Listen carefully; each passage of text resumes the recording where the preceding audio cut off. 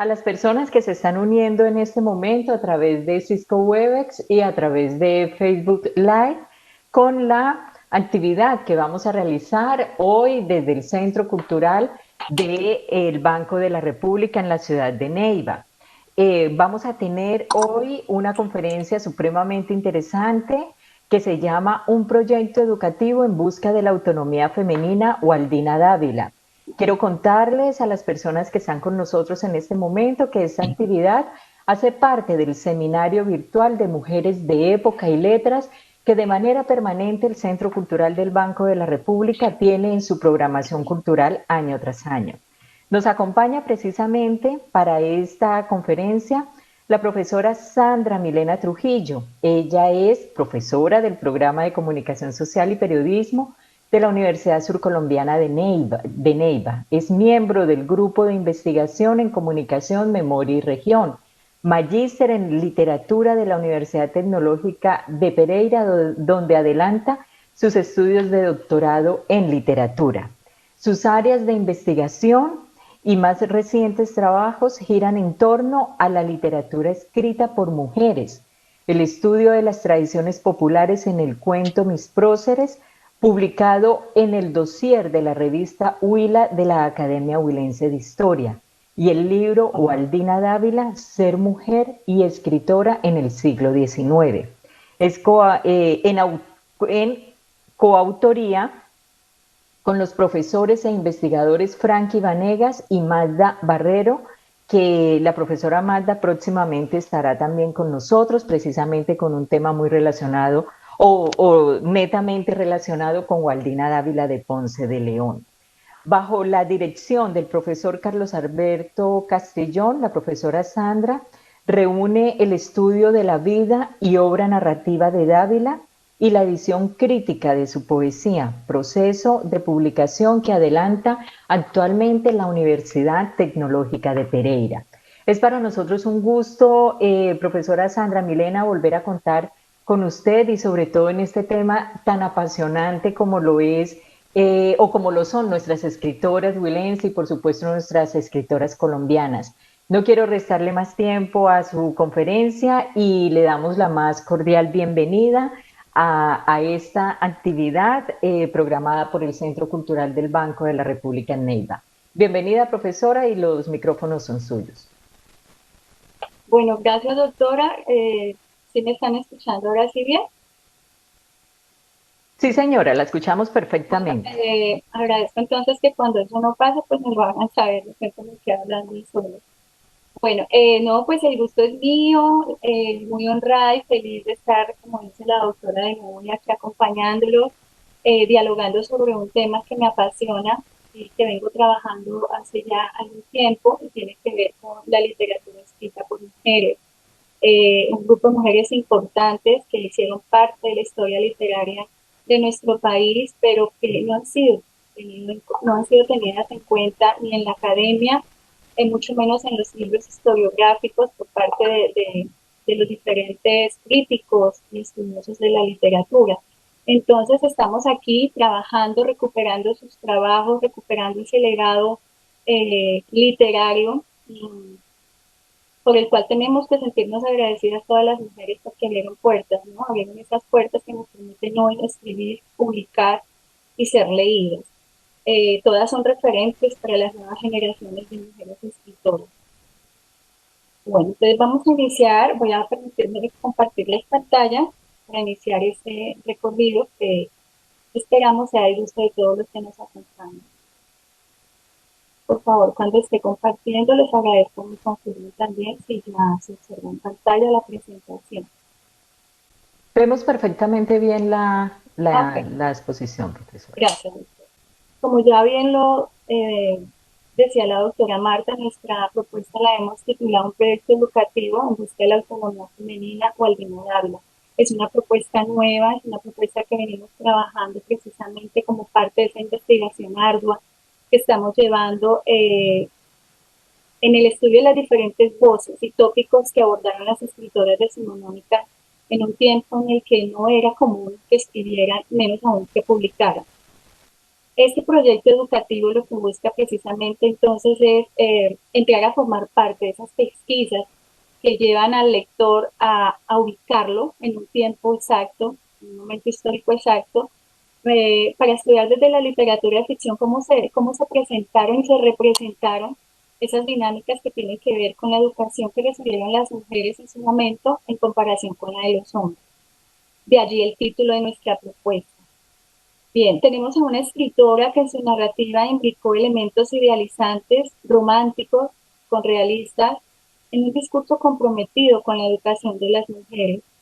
Consideramos que el hecho de que Waldina Dávila haya revestido a algunos de sus personajes femeninos de una voz contestataria a favor de la emancipación de la mujer en una sociedad para entonces de ideas conservadoras y morales determinadas por la política, la religión y los modelos europeos, fue la forma como nuestra escritora decimonónica sugirió una propuesta literaria y contribuyó al campo de las letras en nuestro país.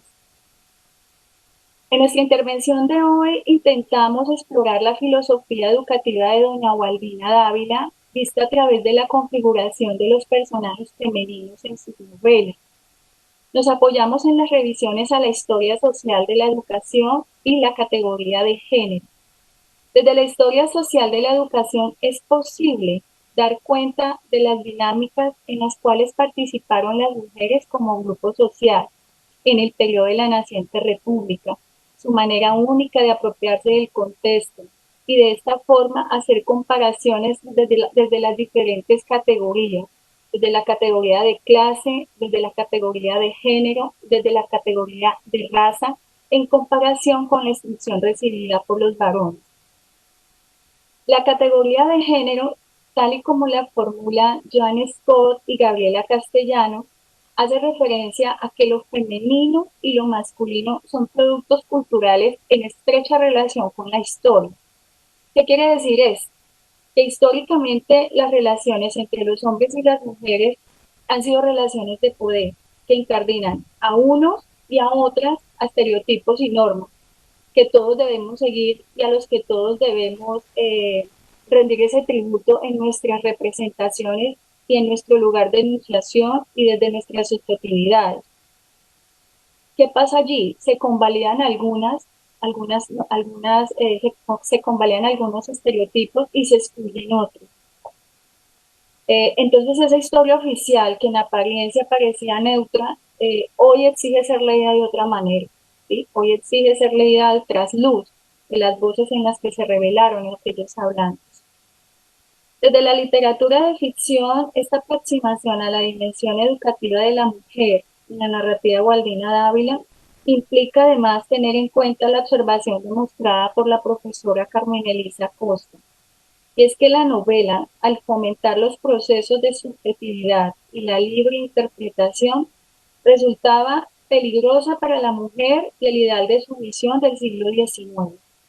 De allí que en los proyectos de construcción nacional, la novela decimonónica tuvo una función social y un carácter histórico, que buscaba eliminar las convenciones en las mentes de sus lectores y para el caso particular de la mujer, fortalecer las identidades que la hacen, apelando a Susy Bermúdez, constructoras del alma y de la conciencia nacional. El otro asunto muy importante a tener en cuenta es que las escritoras decimonónicas realizaron un acto ruptural al incursionar en un género en el que hasta entonces, como les decía, no era común que escribieran. Por lo general siempre se escribió iniciando estas apuestas desde la escritura en poesía. No era común que publicaran novelas, lo que inclinaba la balanza hacia novelas en las cuales la imagen de la mujer era un dechado de virtudes y de reducidos rasgos de individualidad, al modo en que lo presenta Jorge Isaac en su novela María. Lo anterior porque para el momento histórico la imagen de la mujer y su deber ser representó los paradigmas de la mujer cristiana.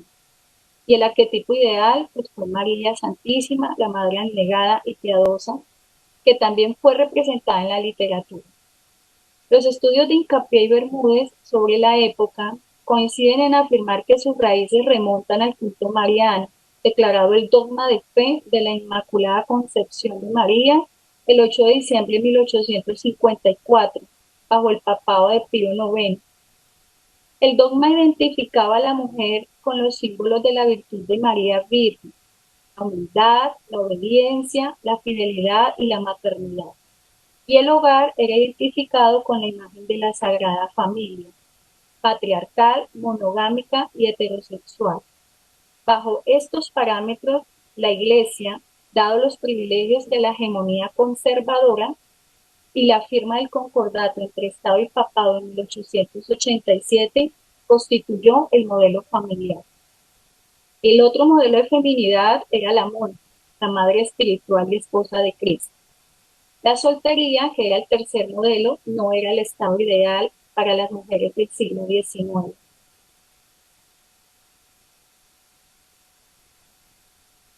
Gualdina Dávila, una escritora eminente. Bien, nos parece oportuno en este momento dar a conocer unos breves datos biográficos de la vida de Gualdina Dávila y de su quehacer literario. Por premuras del tiempo vamos a abordar algunos puntos esenciales que nos parecen para contextualizar la participación de ella en la construcción de los personajes femeninos de los cuales vamos a hablar más adelante. Decirles que este rastreo que nosotros presentamos hace parte de esa investigación rigurosa que se llevó a cabo en la biblioteca Luis Ángel Arango, en su salón de libros de libros largos y manuscritos. Y allí también en la hemeroteca pudimos hacernos el material que la prensa también nos proporcionó.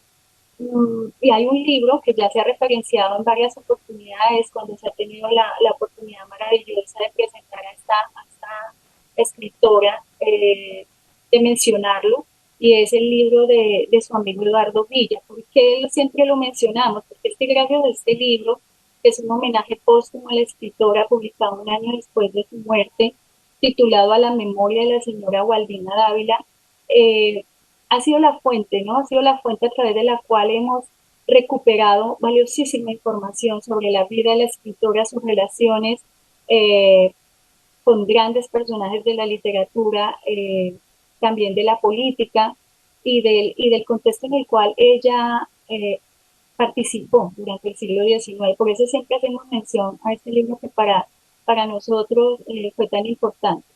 Bien, para empezar, pues decirles que doña Gualdina Dávila creció en un entorno familiar y educativo muy privilegiado. Y esa condición de privilegio fue la que le permitió a doña Gualdina formar parte del círculo de escritoras que, en cabeza de doña Soledad Acosta de Samper, integran una lista de más de 55 autoras colombianas que escribieron y publicaron en el siglo XIX y que son ejemplos, ¿cierto? Y referencia, como ya lo decíamos, para las nuevas generaciones de escritores. De otro modo, no creo que hubiese sido posible el que Gualdina Dávila pudiera habernos presentado, ¿no? Ese corpus literario del cual hoy podemos gozar.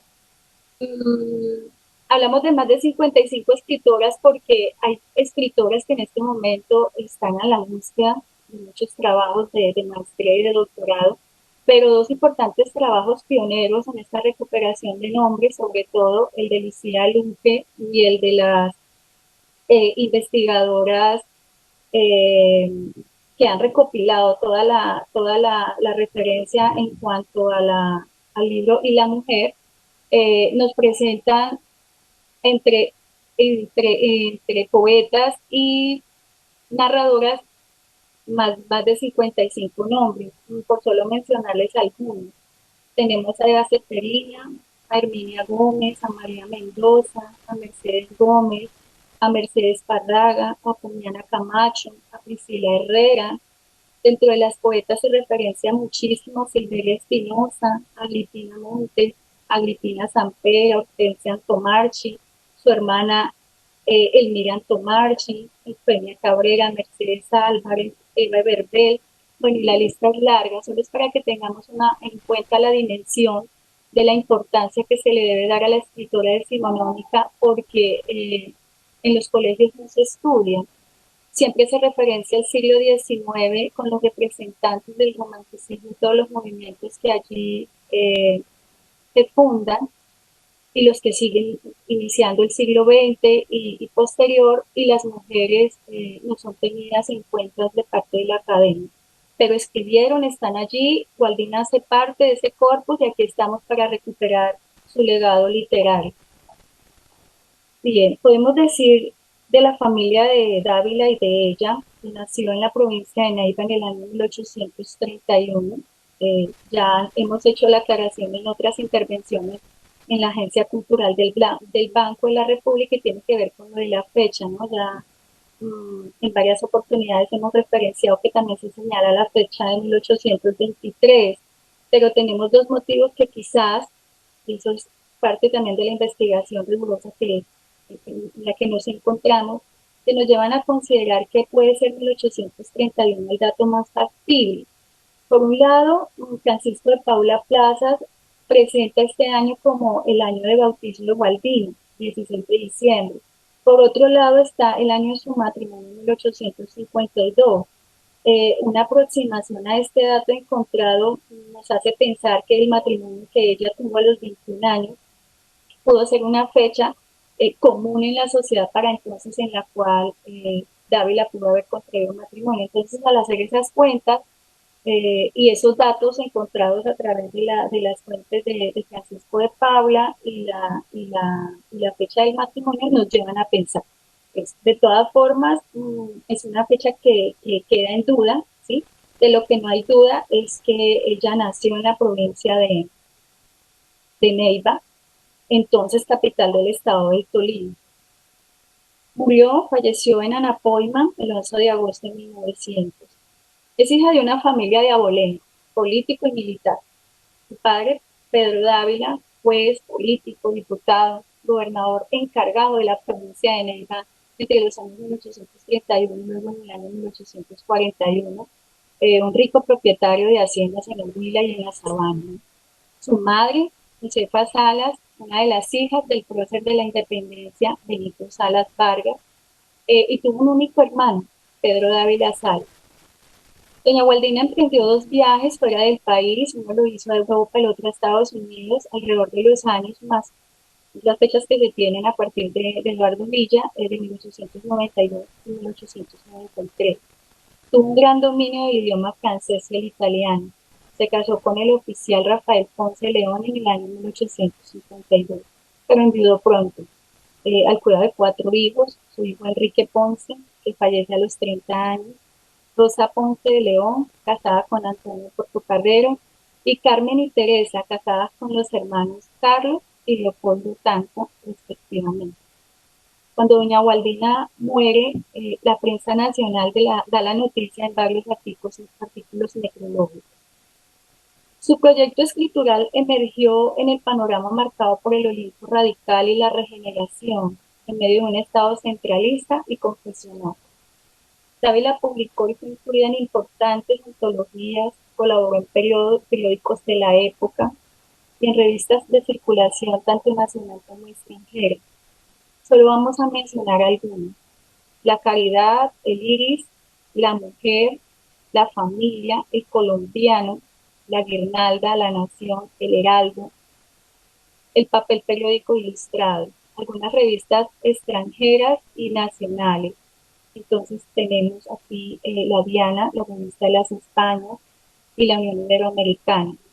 Algunas antologías que incluyeron sus poemas son La Guirnalda Literaria, El Parnaso Colombiano, colección de poesías escogidas, y El Álbum de los Pobres, que es considerada por Héctor Orjuela la primera antología de mujeres poetas en Colombia.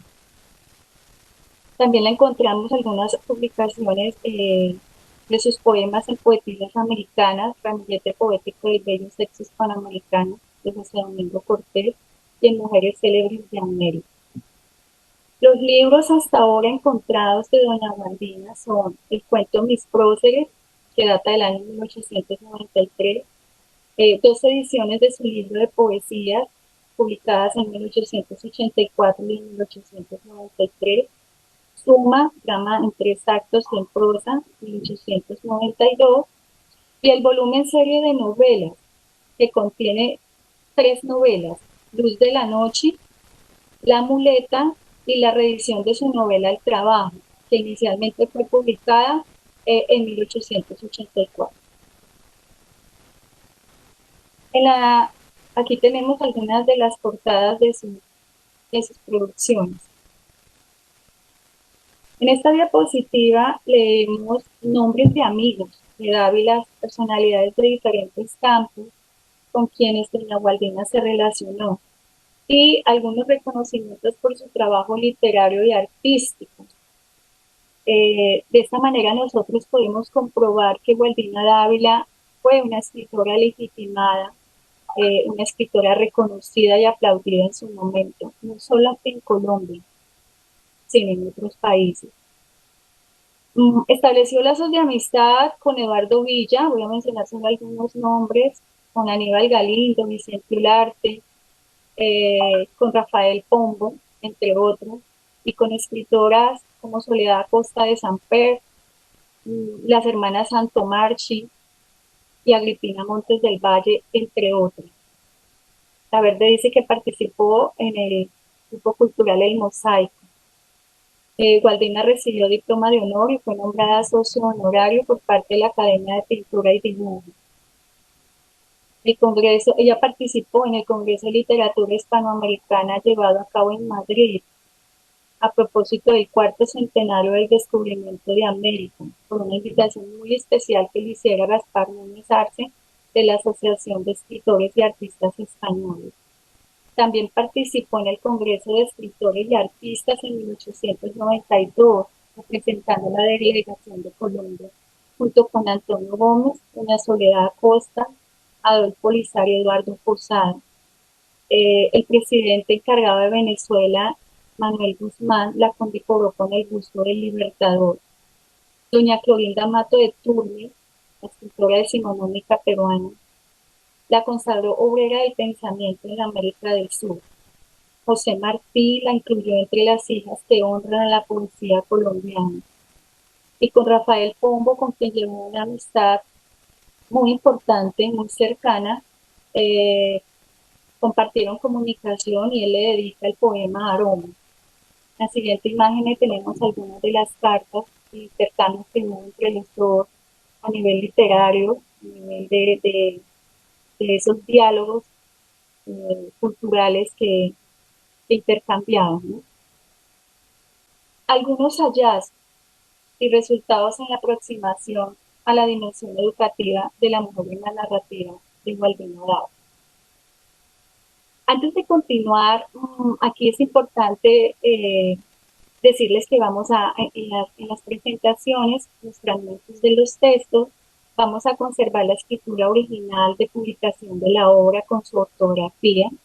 Y para la lectura, que vamos a hacer también de algunos de los fragmentos, por cuestiones de tiempo, hemos omitido algunas partes. Para iniciar esta presentación de aproximaciones a lo que consideramos puede ser esta propuesta educativa desde la lectura que hacemos a la representación de sus personajes femeninos, mmm, consideramos importante trabajar dos novelas. ¿Sí? La primera es La Muleta y la segunda El Trabajo. Consideramos que es posible interpretar la preocupación de Dávila y la construcción de un modelo femenino a través de dos vivencias ficcionales. María Tirado, que es un personaje secundario de la novela La Muleta, y Jacinta Villanueva, uno de los personajes femeninos principales de la novela El Trabajo.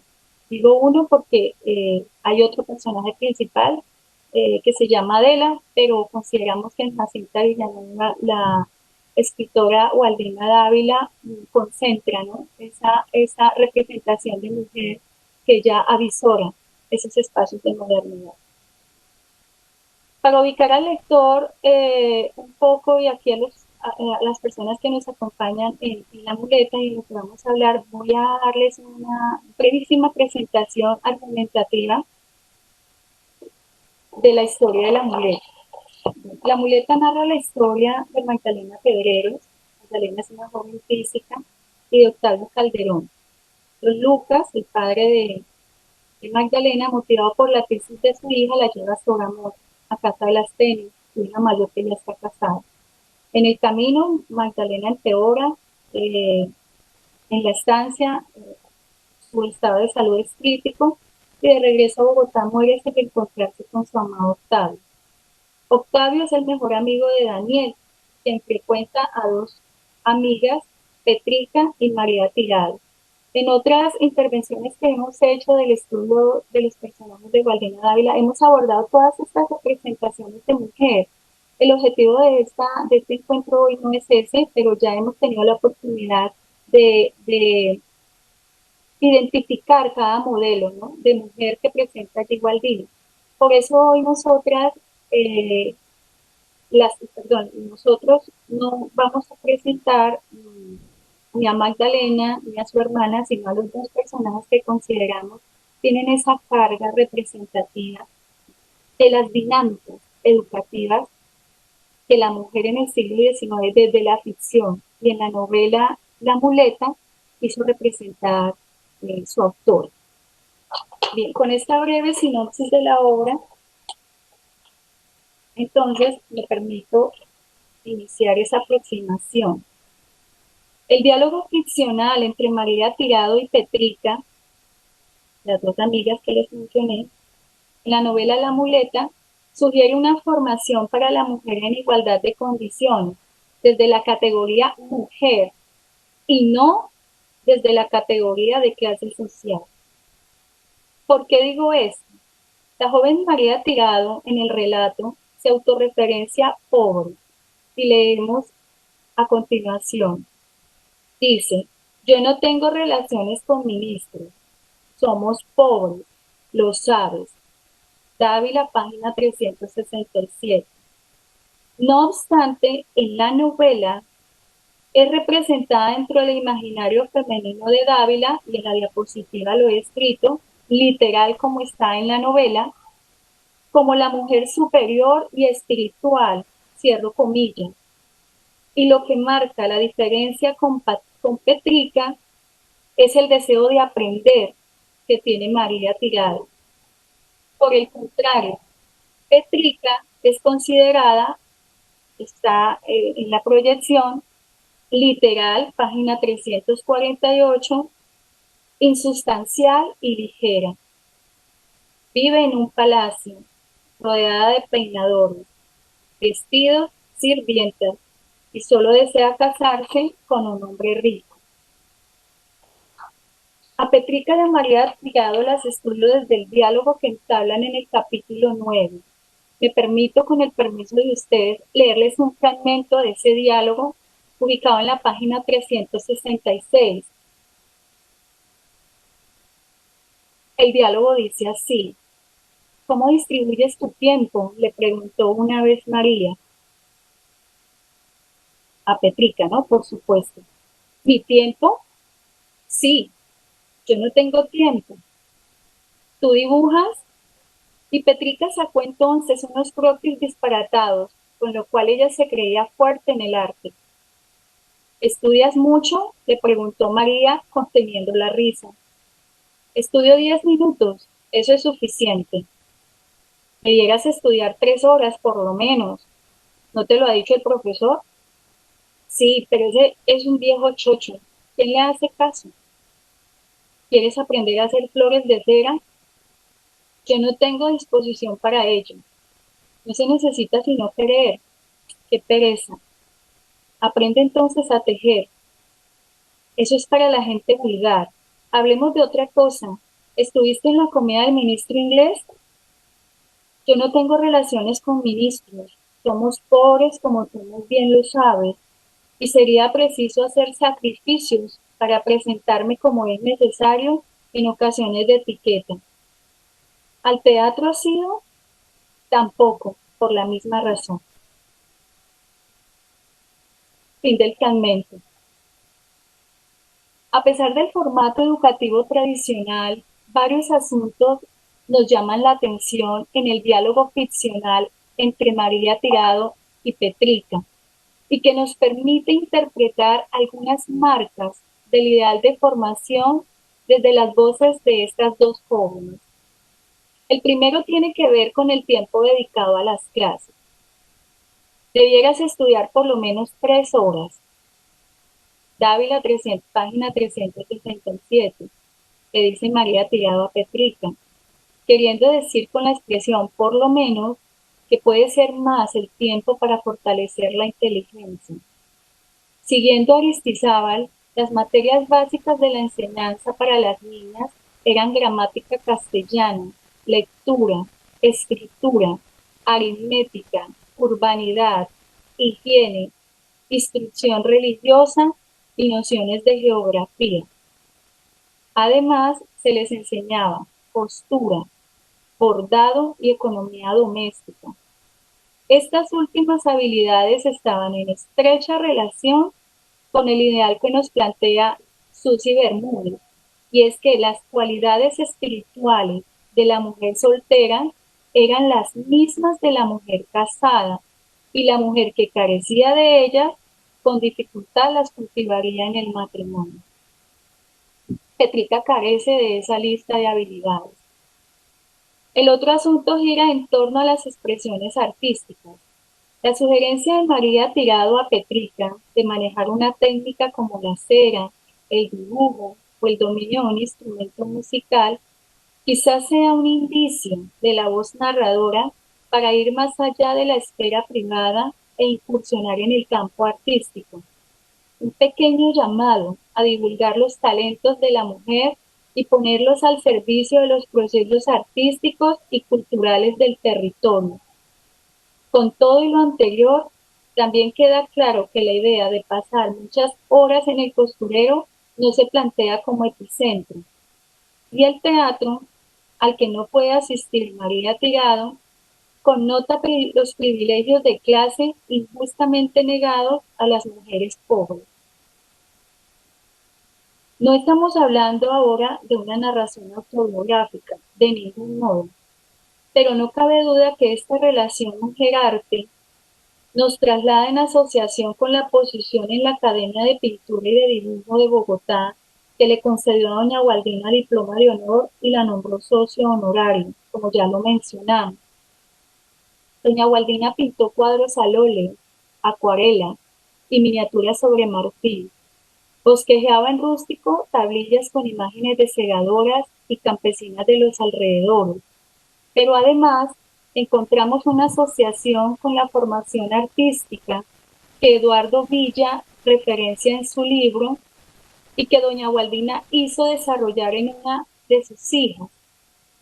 En diferentes estudios que hemos encontrado del arte del siglo XIX, referencian el nombre de Rosa Portocarrera, una de las hijas de doña Gualdina, y su constante producción artística, y es reconocida porque fue la primera profesora mujer de la sección de pintura de la Escuela de Bellas Artes de Bogotá entre 1907 y 1911.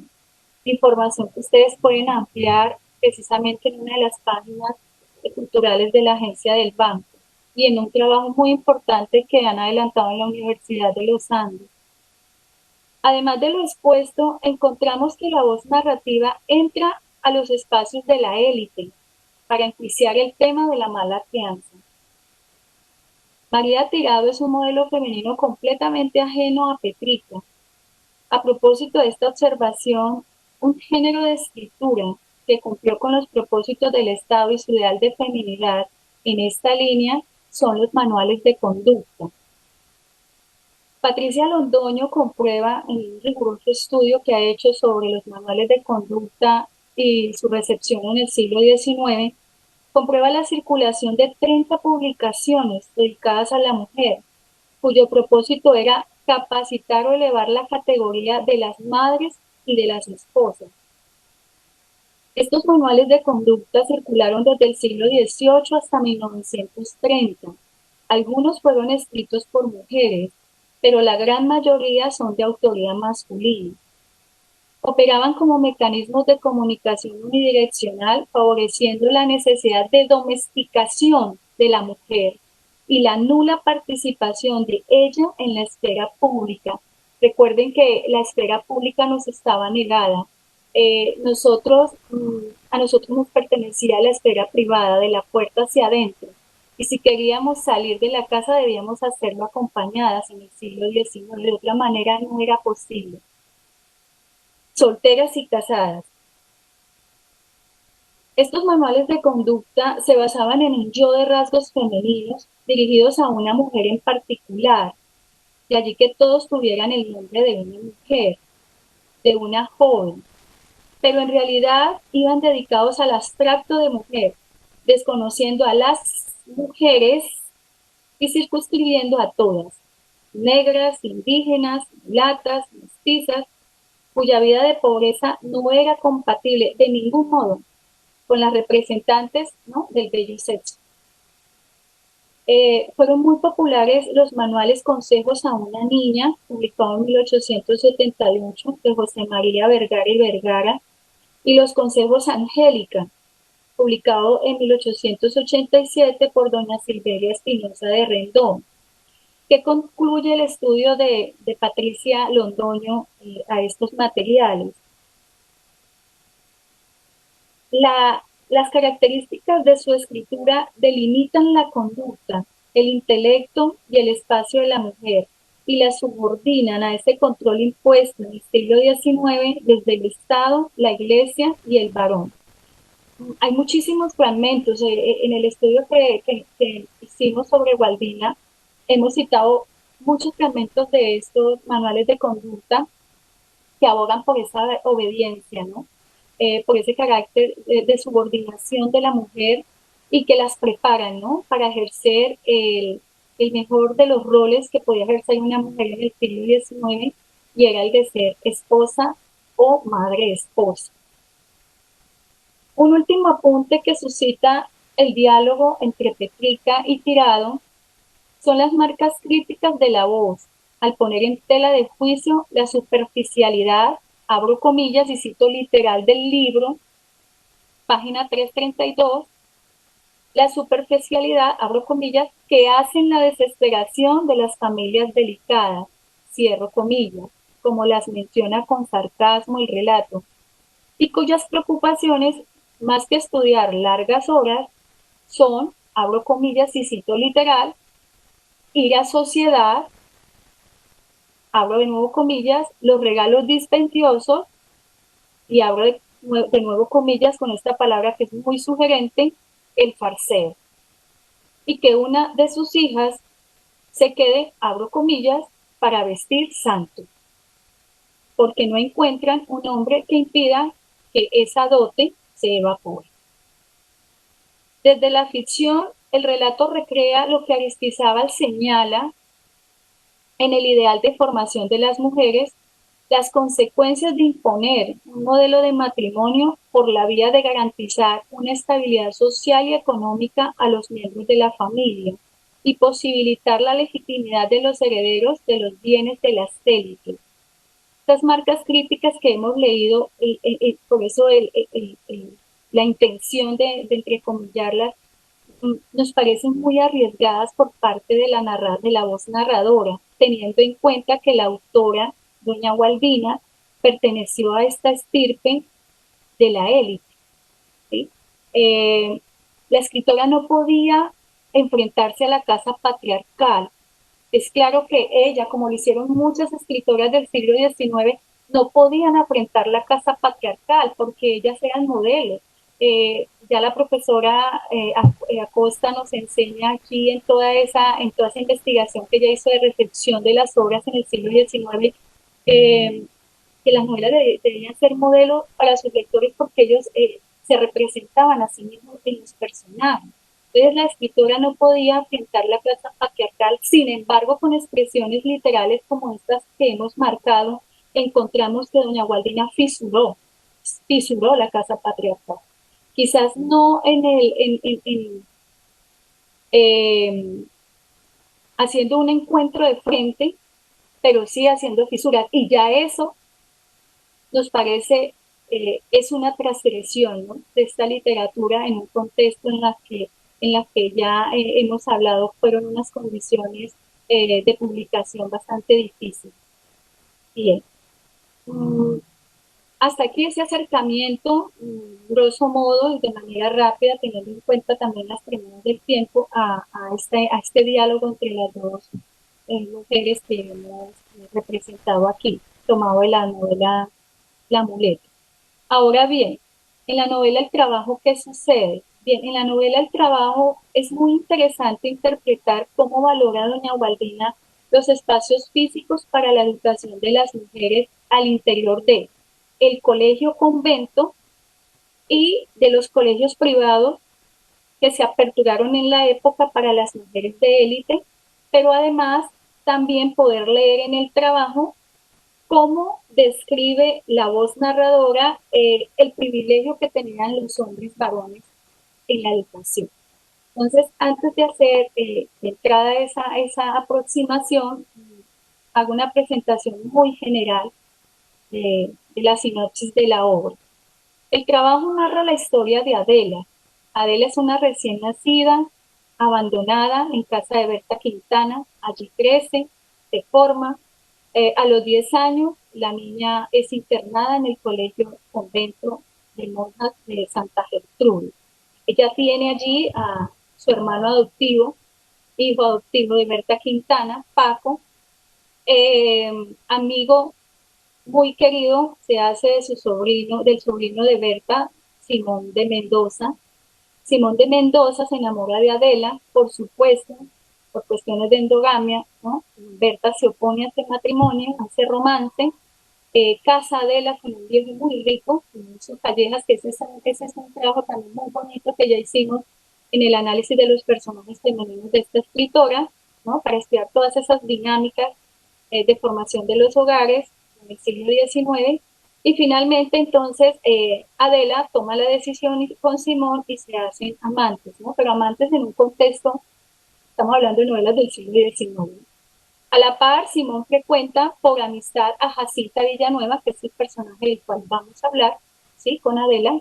Adela se cree engañada, no lo perdona, enferma y muere. Años después, Simón y Jacinta se reencuentran por casualidad en el Colegio del Trabajo, de allí el nombre de nuestra novela. El Trabajo es el nombre del colegio que esta mujer maravillosa, que me he enamorado mucho de este personaje además, funda para las niñas con mucho esfuerzo, ¿no? Porque su familia ha caído económicamente y ella responde por su familia. Ese es un trabajo muy bonito que, como digo, ya lo trabajamos, ese estudio ya lo trabajamos y además de hacerle frente a ese nuevo reto para la mujer, entre a ser parte, ¿no? De la profesionalización al participar como instructora, directora del nuevo colegio que ella funda. Finalmente corren rumores de boda. Me permito leerles unos fragmentos de las construcciones como muestras para luego arriesgarnos a proponer algunas observaciones respecto al tema de la educación y la propuesta que hace desde la novela El Trabajo de doña Guardini. Bien, me permito entonces leerles el fragmento tomado de la página 9. Esta primera lectura que haré, de verdad, siempre que la hago, me conmueve. Me conmueve, yo espero que a ustedes también eh, les genere un espacio de reflexión, ¿no? De reflexión. Y de hecho, el personaje de Adela me sigue conmoviendo, como lo decía hace un momento. Y entonces, la voz narradora nos presenta aquí el ingreso de Adela Quintana. En este momento, la niña tiene 10 años y va a ser internada en el Colegio Convento de Santa Gertrudis, ¿no? Al ser internada, recordemos que pasaba a ser una pensionista, ¿no? La señora de Quintana, dice el texto, la novela de doña Gualdina, la señora de Quintana decidió llevarla al convento de Santa Gertrudis, colegio de monjas, institutoras, muy a propósito, decía ella, para dulcificar o domar el natural difícil de Adela y darle por lo menos los rudimentos de educación. Paco esperaba el día en que debía haber locutorio, esto es, en que las monjas recibían a los parientes de las alumnas. Atravesaron la grande portería y la señora llamó al torno con 2 golpecitos acompañados de la fórmula siguiente: Deo gracias, a lo que respondió de adentro una voz compungida: Adiós sean dadas, añadiendo: ¿Quién es? Berta de Quintana, vengo a ver a Adela. Se dejaron oír 3 campanazos en el interior del convento. Luego se oyeron pasos detrás de aquel torno por donde la vista no podía penetrar, y haciendo sonar las llaves en él. Torno, hermanita, dijo la monja. Abre el locutorio número 2. La religiosa dio vuelta al torno, y la señora pudo apoderarse de las llaves. Luego se dirigió a buscar el número indicado y abrió un local cuyo ambiente húmedo impresionaba mal. El locutorio se componía de 2 piezas, una en que descansaban los visitantes y otra en que comparecían las niñas con su correspondiente religiosa. Intermediaban entre las 2 piezas una reja de hierro y otra de madera. Algunos bancos o sillas también de madera muy antiguos estaban allí colocados para las visitas. Al entrar la señora de Quintana, vio una sombra detrás de la reja y oyó la fórmula de costumbre. Ave María Purísima. Sin pecado concebida Santísima, respondió la señora, y enseguida, no sin ningún trabajo, e introduciendo casi todo el brazo por entre las 2 rejas distantes entre sí, más de media vara, alcanzaron a tocarse los dedos, no diré a darse la mano. Paco permaneció mudo y asombrado a la vista de aquel aparato místico. ¿Estás contenta?, preguntó la señora Quintana. Sí, señora, contestó la niña con lágrimas en los ojos.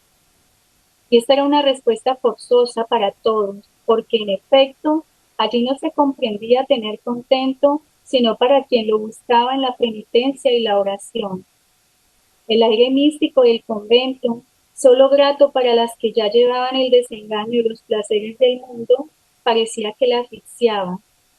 Siendo la cuota muy módica, como para estar al alcance de las niñas pobres, naturalmente los alimentos tenían que ser escasos y malos. El estatuto del colegio regular, austero, inflexible, la rebelaban contra esa nueva vida que ella no sabía cuánto iba a durar. Dávila, 1892. Paco se separó de allí con el corazón oprimido, jurando no volver a verla a través de semejante cerro. Fin de la cita. Antes de hacer la aproximación, no voy a permitirme leer los 3 fragmentos para luego hacer una sola comparación, pero sí antes quiero hacer una intervención y tiene que ver y me preguntaba, yo siempre que leo esto me pregunto y nos preguntábamos en algún momento en una discusión que tuvimos también con Fran y con Magdalena, si descripciones como estas del libro de Waldina son las que hicieron que, por ejemplo, sus novelas y en especial esta, fuese clasificada como novela mala dentro de la época, por El padre ladrón de Guevara. El padre ladrón de Guevara era pues un representante importantísimo de la cultura, de la literatura, un hombre muy leído, ¿no?, muy ilustrado, y escribió su libro Novelistas malos y buenos, ¿sí?, que se publicó en 1928. Luego hizo unos ajustes y allí incluye más de 200 autores, y esos 200 autores él los clasifica entre buenos y malos, ¿sí? ¿Dónde queda ubicada? Bueno, y además de todo, pues en esa división que hace el padre jesuita, él advierte a los lectores sobre los textos dañinos para el católico, ¿sí? De esas más de 2000 autores que allí cita. Aplaude la obra de Soledad Costa de Sampera, que considera una venerable anciana benemérita de las letras y habla muy bien de sus obras, pero con Dávila no sucede igual, no le otorga ningún apelativo a su favor. Entonces, siempre nos preguntamos si este tipo de descripciones han incidido en su valoración. Hace parte de esas inquietudes que siempre estos textos dejan en los investigadores, ¿no? Bien, ahora entonces comparemos con el siguiente fragmento que la novela, páginas adelante, en la página 156, describe del Colegio del Trabajo, el que funda Jacinta Villanueva. El fragmento dice así: He aquí un hermoso jardín y una gran pila que derrama a chorros el agua cristalina. Subieron una gran escalera de piedra, atravesaron el ancho corredor y penetraron en el espacioso salón donde tenían lugar los certámenes. Todo estaba adornado con plantas y festones de flores, pero no reinaba la alegría de una fiesta. En el cuerpo del salón había ya muchas butacas ocupadas por los invitados, familias de las niñas en general. Allá en el fondo estaban colocadas en orden las alumnas, enfrente de ellas los profesores y personas nombradas de réplica. Entonces vamos a hacer aquí en esta escena, ¿no? La valoración que ellas les hacían a sus estudiantes, ¿no? Y que además le daba prestigio al colegio por los saberes aprendidos. Finalmente, leemos el lugar de privilegio para la educación del varón, que nos presenta el trabajo en la página 14. Los fragmentos dicen así: Paco fue matriculado en el Colegio del Rosario. La beca y el bonete llamaron su atención. Vio allí adolescentes y jóvenes orgullosos ya de sus tiempos científicos, y el deseo de saber se apoderó de él. Y no eran pocas las dificultades que había sido preciso superar para la entrada del niño en el Colegio del Rosario, porque en ese tiempo no se recibían en tales colegios, sino alumnos que pudieran presentar una fe de bautismo en que constatara ser hijos legítimos y tener abuelos conocidos. Si tal proceder adolecía de injusticia y poca liberalidad, es un hecho innegable que la intolerancia y, si se quiere, rancias ideas de nuestros antepasados contribuían no poco a la rigidez de costumbres y buena moralidad. Paco no encontró más estudiante conocido que un joven a quien fue recomendado. Era este sobrino de la señora Quintana, era Simón de Mendoza, ¿no? Y estaba cercano a recibir el grado de bachiller en jurisprudencia. Entonces, miren, científico, la palabra aquí ya relacionada con el rol de, ¿sí? Tenemos la asociación, y luego pues el grado de jurisprudencia. Mi vida, contestó Paco, le pertenece al estudio. Mi vida, y por favor lo repito porque además me parece importante para la aproximación que vamos a hacer, mi vida, contestó Paco, le pertenece al estudio. Los domingos estoy aquí, después de comer, doy una vuelta antes de meterme en el colegio y eso es todo. Bien. Estos tres fragmentos, fin de la cita, ¿no? Perdón. Estos tres fragmentos no nos resultan indiferentes por la representación que hacen de unas condiciones que, más allá de la ficción, tuvieron presencia en el ideal de formación de los colombianos y las colombianas del siglo XIX. ¿Qué podemos destacar de las maneras de formación para la mujer y para el hombre? El personaje femenino, en primer lugar, el personaje femenino es educado para el mundo de lo privado y la institución religiosa tuvo injerencia en su formación en tanto buenas cristianas. Es curioso que la voz narrativa desmitifique el lugar sagrado y lo exhiba más como un cautiverio, a través del registro de cámaras de Paco y los símbolos de reclusión. Al parecer se suma a la serie de normas cotidianas que incluían además horarios, actitudes y un riguroso control sobre la apariencia externa y el comportamiento de las pensionistas. Leamos nada más este fragmento que describe el uniforme de Adela. El vestido uniforme de las pensionistas, no solo pobre, sino tosco, si se quiere, lo componía una enagua de bayeta azul, camisa blanca, con un corpiño de algodón y encima un pañuelo también blanco cruzado sobre el pecho. El carácter de Adela al interior del colegio convento de Santa Gertrudis no manifiesta experiencias divergentes, porque su identidad es de subalterno. Abro comillas y cito literal del texto de Dávila, página 14. Lenta y meditabunda, ni una queja ni una súplica. Cierro la cita. En el colegio convento vive 6 años. Cito, Dávila, página 42. Como el ave aprisionada a largo tiempo. Su identidad fue definida por otros. Cito, usted va a encontrarla muy cambiada, le dijo la monja a Berta. A lo que Berta responde, cito, tengo que darles a sus reverencias las gracias por este cambio. Fin de la cita. El agradecimiento de la señora de Quintana obedece a una educación que, en vez de despertar la conciencia ya manifiesta de niña, de Adela Lacayo. Adela ha sido modelada bajo patrones de mansedumbre que perpetúan los hábitos de obediencia tan necesarios en la mujer y futura esposa. En la inusual visita de Berta al convento de Santa Gertrudis, colegio de monjas institutoras, Paco, con mirada escrutadora, descubre las huellas del llanto incesante en los ojos mustios y el rostro lánguido de Adela, como la describe. A la par, la voz narrativa desmitifica el lugar. Lo reflejan los símbolos de reclusión atisbados en el recorrido por Paco. Voces compungidas, confidencias imposibles, uniformes toscos, alimentación mala y escasa, guardia, porterías, tornos, celdas, llaves, humedad, rejas de hierro que alcanzan para tocar los dedos, dice el relato, no diré a darse la mano. El colegio convento no es equivalente con la imagen positiva que proyecta el colegio de niñas, el trabajo. Aquí las estudiantes y su directora Jacinta Villanueva se leen alegres. La institución es menos vigilante y secular.